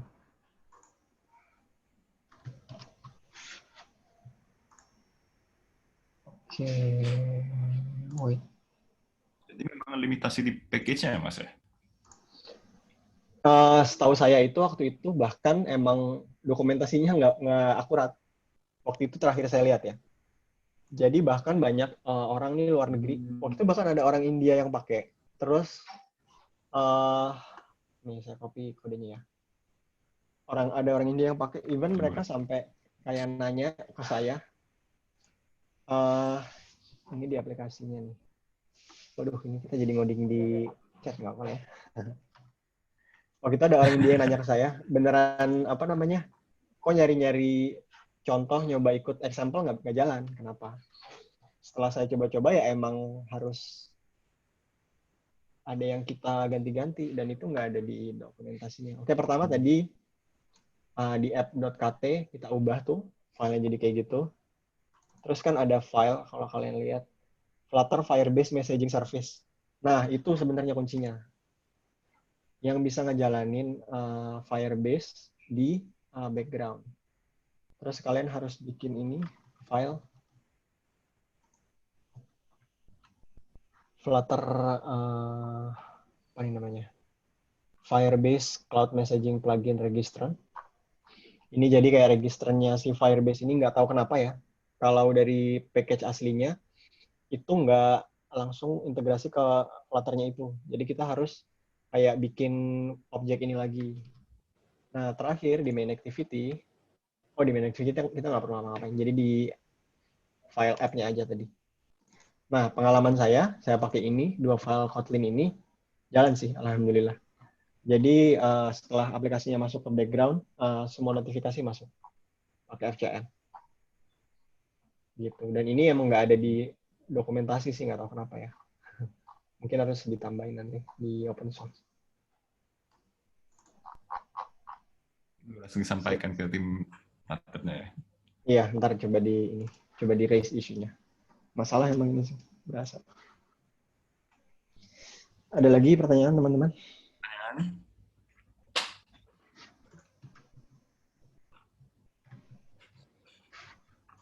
Kalau emang ada pertanyaan nanti setelah event ini, nggak apa-apa. Kalau mau tanya ke email saya, udah saya taruh di presentasinya juga tadi. Silakan aja. Mungkin nanti link ke slide-nya kita bantu share di account Telegram YouTube. kita ya, Jakarta. Boleh. Untuk yang miss out the event, mungkin yang mau recap. Boleh. Iya. Oke, kalau misalnya nggak ada pertanyaan, meetup untuk hari ini akan saya tutup ya. Jadi hari ini kita ada kedatangan 3 pembicara nih. 2 dari Decatalis, 1 Flutter Expert. Dan terima kasih banyak untuk waktu mereka karena sudah datang dan mau share informasi ini, membantu banget.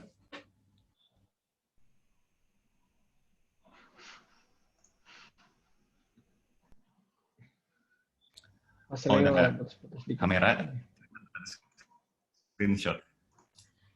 Keputus ya? Keputus dikit tadi Mas. Ininya. Sekarang udah masuk. Sebelum kita tutup nih, officially, kita foto-foto dulu yuk. Sama buka kamera, nanti kita screenshot. Ayo. Buat kenang-kenangan. Boleh.